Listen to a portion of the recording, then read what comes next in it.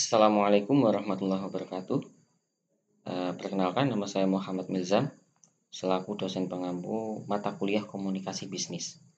Mata kuliah ini diperuntukkan untuk mahasiswa program studi manajemen dan akuntansi semester 2.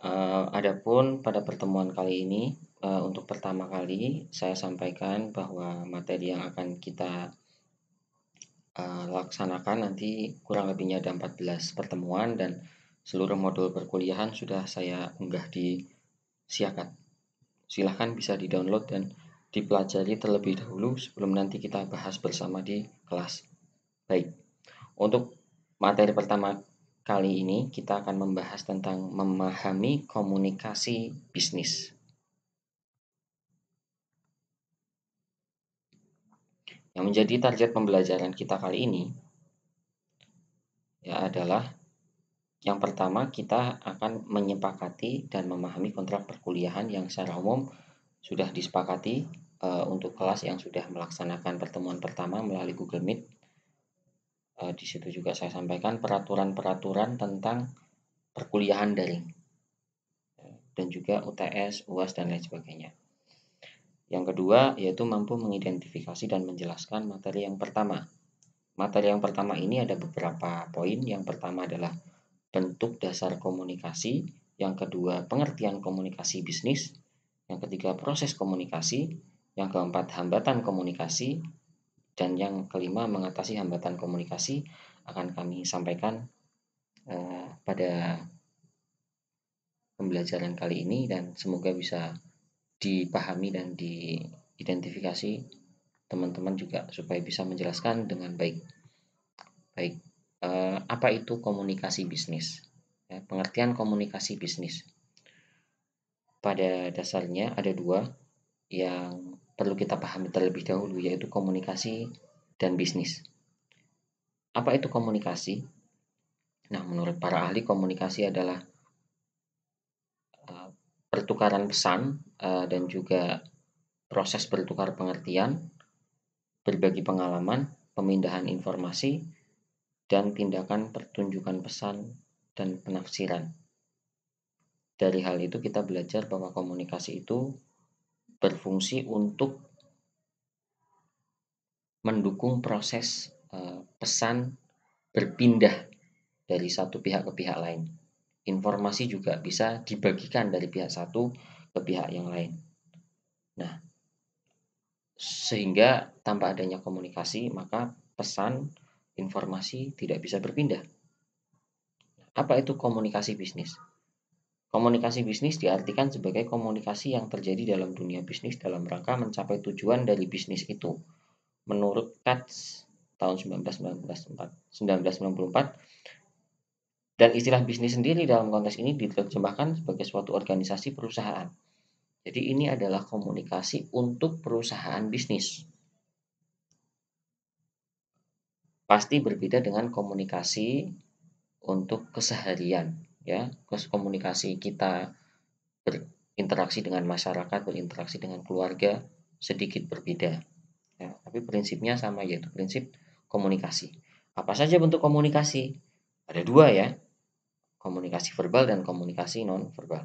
Dan bagaimana komunikasi dalam konteks bisnis yang tadi kita sampaikan tadi, ya, komunikasi untuk mencapai tujuan bisnis sebuah organisasi itu yang seperti apa? Akan kita bahas kali ini. Oke. Yang pertama, bentuk komunikasi verbal. Bentuk komunikasi verbal ini pesan berbentuk kata, baik itu vokal maupun non vokal, baik lisan maupun tulisan. Jadi ketika kita texting itu merupakan bentuk komunikasi verbal. Kita nelpon orang tua itu komunikasi verbal.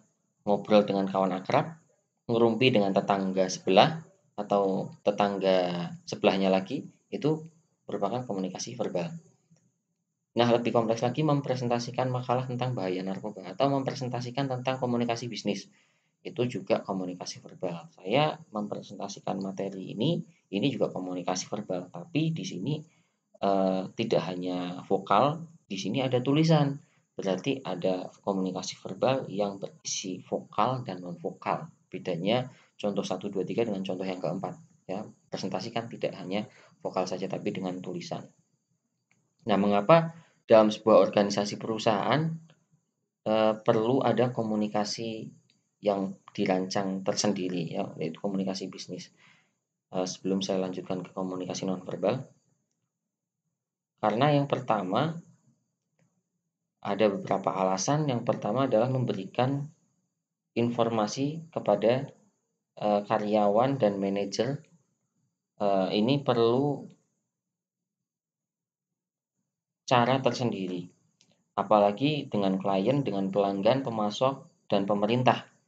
Maka ada interaksi yang tersendiri, ya ini interaksi antar individu dengan organisasi, organisasi dengan organisasi, maupun individu dengan individu dalam konteks bisnis.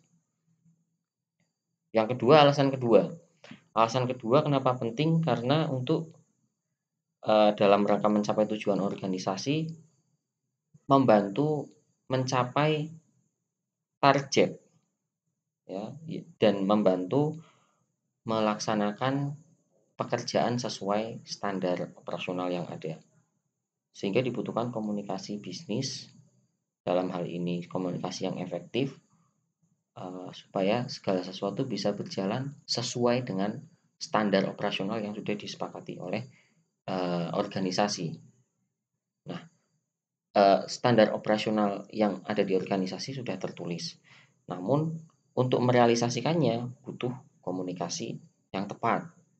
Ya. Untuk mensosialisasikannya juga butuh komunikasi yang tepat. Karena tidak hanya tertulis. Yang pertama tertulis dengan rapi di catatan dan berkas resmi dari perusahaan itu sudah sesuai, itu komunikasi verbal tertulis, dan juga disosialisasikan secara lisan, itu juga komunikasi vokalnya juga butuh ya. Yang selanjutnya, kenapa penting? Karena dalam mengambil keputusan banyak hal yang dibutuhkan, yaitu banyak informasi yang dibutuhkan. Sehingga komunikasi bisnis ini dibutuhkan untuk menyaring sebanyak mungkin informasi, dan informasi tersebut diharapkan informasi yang berkualitas. Untuk menjaga kualitas dan memfilter komunikasi tersebut sebanyak-banyaknya, seluas-luasnya, maka dibutuhkan jaringan komunikasi dalam bidang bisnis perusahaan. Kemudian yang terakhir, alasan pentingnya agar dapat mengawasi dan mengendalikan organisasi serta mengevaluasi kinerja. Nah, bahkan untuk menjaga kualitas sebuah organisasi pun kita mengandalkan komunikasi. Sama komunikasinya tertulis dan non tertulis. Tertulis dalam misalkan kalau di Fakultas Ekonomi ada standar pengendalian mutu internal. Nah, itu bentuk komunikasi tertulisnya, secara vokalnya, non tertulisnya bisa melalui sosialisasi di rapat dan lain sebagainya. Begitu juga dengan perusahaan. Mungkin di perusahaan secara profesional hal seperti itu juga terjadi. Ada agenda audit internal, itu juga bagian dari komunikasi. Nah, kita lanjutkan ke komunikasi nonverbal. Komunikasi nonverbal ini bisa dikatakan sebagai komunikasi tanpa kata. Sebenarnya dari sisi nonverbal bukan berarti tidak ada suaranya. Komunikasi nonverbal bisa saja dalam bentuk suara, tapi tidak dalam bentuk kata atau kalimat yang tersusun sesuai bahasa Indonesia atau bahasa yang lain. Misalkan menggumam, menggerutu. Kalau mungkin istilah lain, mengeluarkan ekspresi berupa bunyi, ya, ekspresi kesal berupa bunyi, atau ekspresi excited berupa bunyi, ya. Kemudian selain itu tidak hanya suara yang keluar berupa vokal, tapi juga body language atau bahasa tubuh. Contohnya adalah ekspresi wajah dan gerakan tangan. Gerakan tangan dan ekspresi wajah ini biasanya digunakan untuk mendukung proses komunikasi, supaya komunikasi dengan lawan bicara lebih intens dan lebih eh, mampu ditangkap oleh lawan bicara. Karena ekspresi wajah biasanya memberikan penekanan-penekanan tertentu. Gerakan tangan juga memberikan kesan tertentu ketika kita berbicara suatu hal, ya, memberikan gerakan tangan misalkan untuk mengilustrasikan sebuah narasi, ya, butuh gerakan tangan. Ada kontra dan pro, nah, misalkan kita butuh gerakan tangan pro dan kontra, ya, hingga akan lebih memperkaya komunikasi itu sendiri. Ada yang kurang dari materi ini, yaitu tentang tadi, ya, pentingnya komunikasi dalam sebuah organisasi. Ada 4 tadi saya sampaikan di sela-sela slide verbal dan non-verbal. Anda bisa mencatatnya karena ini terekam. Oke, kemudian contoh bentuk komunikasi. Contoh bentuk komunikasi, yang pertama lisan secara vokal ini, ya. Misalkan wawancara. Wawancara, ada kita misalkan sebagai posisi yang diwawancara, kemudian ada interviewer pewawancara, misalkan manajer atau direktur, pemberi kerja, kita job seeker, pencari kerja. Nah, ada proses tanya jawab. Itu adalah proses komunikasi lisan, vokal, verbal, dengan lisan, ya, dengan ucapan, kata-kata, kalimat. Apa kelebihan Anda? Maka kita menjawab, kelebihan saya adalah memiliki dedikasi tinggi, ya, kemudian tahan terhadap tekanan dan lain sebagainya. Itu proses komunikasi verbal. Tapi ternyata ada sisi di mana kita memberikan sudut pandang nonverbal, yakni ketika kita memberikan penekanan tertentu atau berbicara pelan supaya kita bisa memahami, atau supaya lawan bicara kita bisa memahami ucapan kita, kita bicara pelan. Ini yang proses komunikasi nonverbal. Karena itu bukan berupa ucapan, mempelankan kata-kata kita itu sudah merupakan ekspresi vokal itu, ya. Nah, seperti itu. Apalagi ditambah dengan ekspresi muka kita, ekspresi tangan kita. Nah, ternyata ketika kita proses wawancara pun ada 2 proses verbal dan non-verbal. Kemudian tertulis dalam bentuk laporan atau makalah atau proposal. Ini ada satu kebakuan standar. Misalkan laporan ada pembukaan atau pendahuluan, ada isi, kemudian ada penutup. Isi itu ada data, ada analisa data, ada pembahasan, ada kesimpulan, ada rekomendasi. Ini merupakan standar yang wajib dan standar yang baku dalam sebuah laporan. Ini merupakan bahasa verbal sebuah laporan berupa tulisan. Namun ketika kita dalam satu laporan itu kita memiliki perbedaan dari satu laporan dengan laporan yang lain, perbedaan tata letaknya, perbedaan diagramnya, supaya memberikan kesan tersendiri, ya. Ketika laporan keuangan maka di situ ada diagram. Ketika laporan di bidang SDM, di situ mungkin ada tata letak, tabulasi dan lain sebagainya. Ada matriks. Nah, ini kenapa beda? Kenapa laporan keuangan dan laporan kinerja itu beda? Nah, supaya memberikan kesan bahwa diagram itu biasanya menggambarkan angka, ya kan? Kemudian kalau tabel itu biasa menggambarkan, katakan saja, kinerja. Maka di situ kita sudah mempraktekkan bahasa nonverbal dalam laporan yang kita buat. Ya, nanti bisa dipahami lagi. Yang ketiga adalah gambar. Saya mau mencontohkan seperti ini. Gambar berupa misalkan bisa lukisan, tapi mungkin lebih spesifik gambar yang ada pada sebuah produk. Katakan saja produk makanan atau minuman. Produk apa? Minuman segar. Maka di produk yang rata-rata sekarang produk minuman itu mungkin sangat menarik kemasannya dan di situ ada gambar, bahkan mungkin ada adegan yang bisa berupa, simbol, gambar, foto, atau ilustrasi ya, dan memiliki uraian. Apa uraiannya? Minuman segar, minuman bervitamin, pelepas dahaga, di situ gambarnya melambangkan itu semua. Ya, menceritakan ini minuman, bisa menghilangkan dahaga dan lain sebagainya. Dan yang, di sisi nonverbalnya tentu saja gambar itu tersendiri. Misalkan gambar buah yang segar, gambar air yang menyegarkan, dan lain sebagainya. Berikut ini merupakan penelitian dari Pace dan Fowles yang dimodifikasi.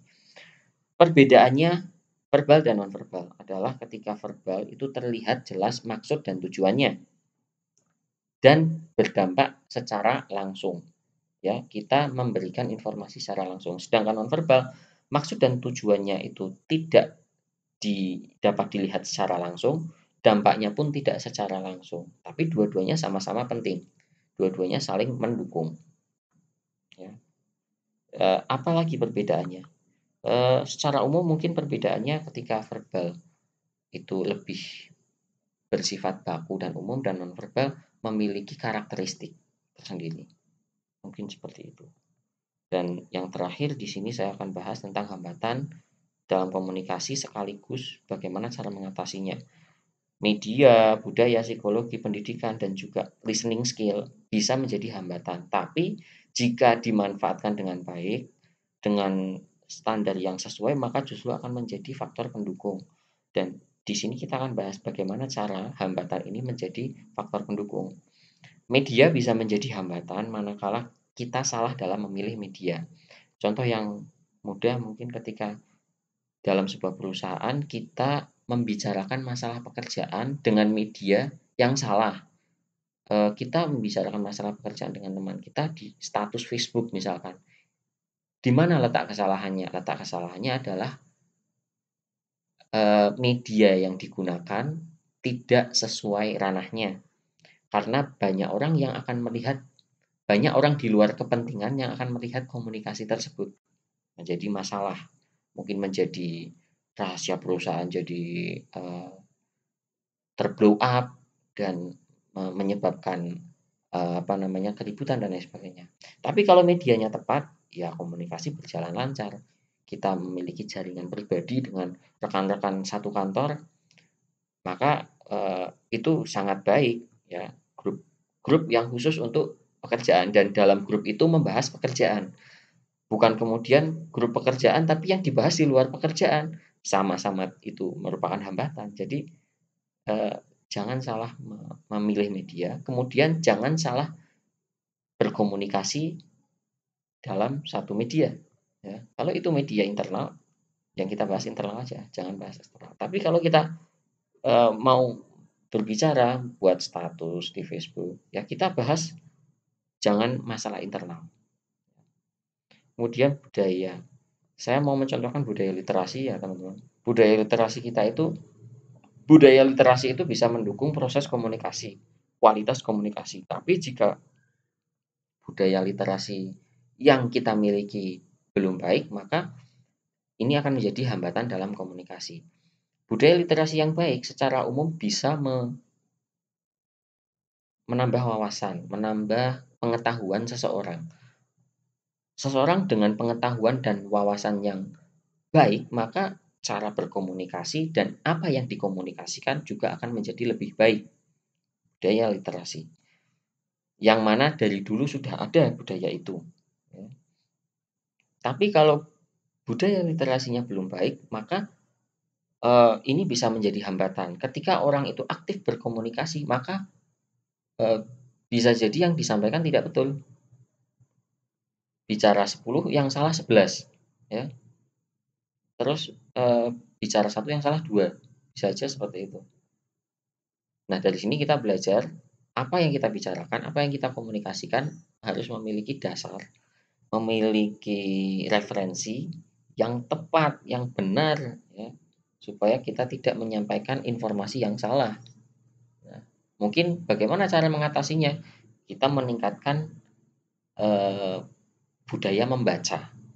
budaya diskusi di lingkungan sekitar kita, supaya informasi yang beredar ini tidak liar dan tidak begitu cepat menyebar, walaupun informasi tersebut belum tentu benar.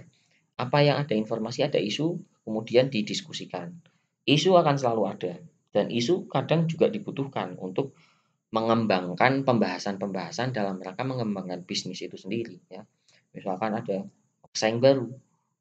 Kalau misalkan kita tidak diskusikan, tidak ada budaya literasi yang baik, kita mau apa? Eee mau panik juga tidak ada gunanya, ya kan? Yang perlu kita lakukan apa? Mungkin diskusi, kemudian menyusun strategi, menginventarisir kekuatan dan kelemahan kita, membentuk strategi SWOT. Maka itu budaya literasinya works, berjalan dengan baik, ya. Selain itu juga psikologi. Pada dasarnya komunikasi itu kebutuhan psikologis manusia, ya, bahkan kebutuhan biologis juga. Karena kalau kita tidak berkomunikasi, kita tidak bisa makan, nggak bisa minum, ya, dan lain sebagainya. Kecuali ya, bahkan mohon maaf, orang yang tidak bisa berkomunikasi secara verbal, nonverbal, secara body language juga, eee, orang yang tidak bisa berbicara akan bisa kita pahami kalau mereka itu lapar, ya, atau haus dengan body language, ya, bahasa isyarat. Ini kaitannya psikologis berhubungan dengan kebutuhan biologis. Nah, kebutuhan sosial juga, bahwa psikologi manusia pada dasarnya butuh berkomunikasi. Karena manusia memiliki kecenderungan untuk itu. Ya, apa yang mereka dengar ingin dia sampaikan, ya. Apa yang ingin dia ketahui ingin dia sampaikan. Apa yang orang ketahui ingin kita ketahui juga, ya, jika itu bermanfaat. Ketika tidak bermanfaat, ya sudah cukup tahu saja. Nah, bagaimana psikologi ini bisa membuat mentalitas seseorang lebih baik dalam menggunakan emosinya, karena psikologi berkaitan dengan emosi. Ketika emosi itu menguasai proses komunikasi, maka apa yang disampaikan juga tidak akan pas. Kita penuh dengan emosi pada saat presentasi, ya, emosi itu akan mengganggu kualitas informasi yang kita sampaikan pada saat presentasi. Kita sedang mood kita sedang jelek ketika kita wawancara. Nah, itu bisa mempengaruhi jawaban-jawaban kita saat wawancara. Nah, seperti itu. Nah, bagaimana psikologi ini harus diatasi? Maka kita harus berlatih profesional, mampu menempatkan pada emosi pada tempatnya. Bahasa lain mungkin masalah rumah itu jangan dibawa ke kampus atau ke kantor, dan masalah kampus atau kantor jangan dibawa ke rumah. Maka di situ kita belajar untuk membuat pemisahan psikologi, ya, dan kita menyelesaikan masalah sesuai dengan eh, tempat, sesuai dengan ranahnya, sesuai dengan situasinya dan psikologis yang tepat. Apapun yang terjadi ketika seorang itu harus melaksanakan pekerjaannya, maka seorang itu harus mengesampingkan perasaan pribadinya, karena ada tanggung jawab yang lebih besar yang harus dia laksanakan. Nah, dari situ kita ini cukup cukup deep, ya, cukup dalam makna dan maksudnya, bahwa psikologi manusia itu eh, susah, tidak mudah untuk dimengerti, ya, walaupun bisa dipelajari dan bisa dilatih. Kemudian pendidikan. Nah, saya katakan bahwa pendidikan, semakin tinggi pendidikan akan semakin memudahkan proses komunikasi, kualitas komunikasi juga. Contohnya misalkan negara maju. Negara maju menerapkan kebijakan dalam kondisi normal. Kebijakan eh, peraturan lalu lintas di negara maju mungkin tinggal diberi garis untuk di situ ada gambar pesepeda, maka tidak ada mobil yang berani menyerobot jalur sepeda. Kalau di Indonesia mungkin negara yang belum maju, on the way maju, ya, kita harus membuat jalur sepeda itu kayak busway, supaya jalur sepeda tidak diserobot. Itu perbedaan pendidikan. Bukan berarti pendidikan kita kurang, ya, tapi rata-rata, ya, secara rata-rata pendidikan kita masih kalah. tingkat pendidikan kita, masyarakat masih kalah. Bagaimana caranya? Kita meningkatkan pendidikan masyarakat, meningkatkan pendidikan secara komunitas ya, secara ruang lingkup kita di organisasi. Jika kita dalam sebuah organisasi ingin ada perubahan ya, kan ada juga itu mata kuliahnya manajemen perubahan. Ya kita juga mempelajari dulu tentang manajemen, mungkin banyak banyak belajar tentang manajemen. Tidak hanya sekolah formal ya, utamanya ya sekolah formal, tapi juga meningkatkan literasi itu tadi. Literasi kan bukan masalah budaya saja, tapi ini pendidikan, literasi budaya dan pendidikan membentuk karakter bangsa.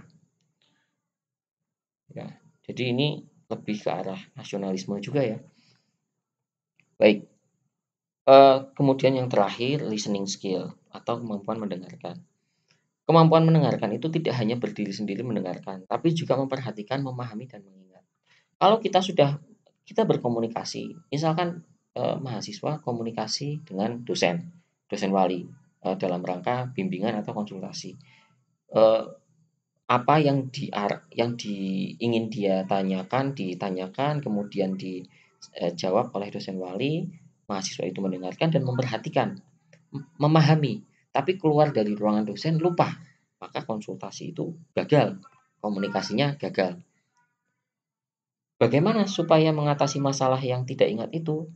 Teman-teman kan bisa membawa media bantuan ya, berupa catatan atau merekam kalau diizinkan.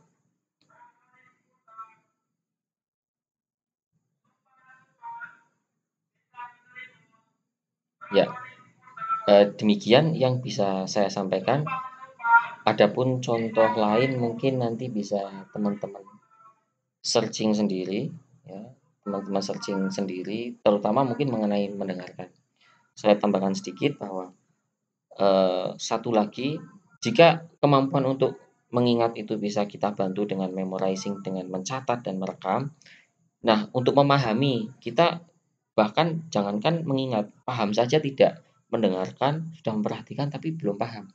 Berarti pola pikir kita belum siap. Bagaimana cara mengatasi hambatan kita mendengarkan, memperhatikan tapi tidak paham? Misalkan contoh mata kuliah komunikasi bisnis pertemuan pertama. Supaya kita siap, maka kita baca materi terlebih dahulu. Kita baca materi terlebih dahulu dan untuk pertemuan pertama ini memahami komunikasi bisnis, kita baca sampai selesai walaupun kita tidak paham. Teman-teman bisa menyiapkan pertanyaan, apa yang ingin Anda cari, apa yang ingin Anda ketahui dan pahami dari materi ini. Buat daftar pertanyaan, ketika perkuliahan ini berlangsung, pegang daftar pertanyaan itu. Jika dalam penjelasan itu ada penjelasan yang menjawab pertanyaan Anda yang Anda buat sendiri, maka boleh Anda catat ya. Sehingga Anda benar-benar memahami karena Anda sudah menyiapkan wadahnya. Yaitu secara alam bawah sadar kan sudah tahu ya Anda ingin cari jawaban ini. Pertanyaan A jawabannya tentang A, pertanyaan B jawabannya tentang pertanyaan B dan lain sebagainya. Nah, itu salah satu triknya. Banyak trik lain ya dengan menggunakan mind map ya dan menggunakan media-media bantuan yang lain yang sekarang semakin mudah saya kira, tinggal kita, keinginan kita dan kemampuan kita untuk mengelola itu. Nah, terakhir pertanyaan. Materi sudah selesai, pertanyaan yang ingin saya ajukan adalah jika mengacu pada contoh pada tabel 1.1 yaitu tabel bentuk komunikasi, apa perbedaan komunikasi verbal dan nonverbal? Jawab sesuai penjelasan saya, bukan jawab di luar penjelasan saya. Apalagi men-searching lewat Google. Maka itu bisa keliru persepsinya. Yang kedua, apa saja hambatan dalam komunikasi? Sesuai materi ini ya. Dan kemudian menurut saudara masih nyambung ini, apa hambatan yang paling besar ketika Anda berkomunikasi? Untuk pertanyaan ketiga, satu mahasiswa dengan mahasiswa yang lain boleh berbeda, asalkan dengan argumen dan alasan yang logis. Demikian untuk perkuliahan kali ini. Terima kasih. Wassalamualaikum warahmatullahi wabarakatuh.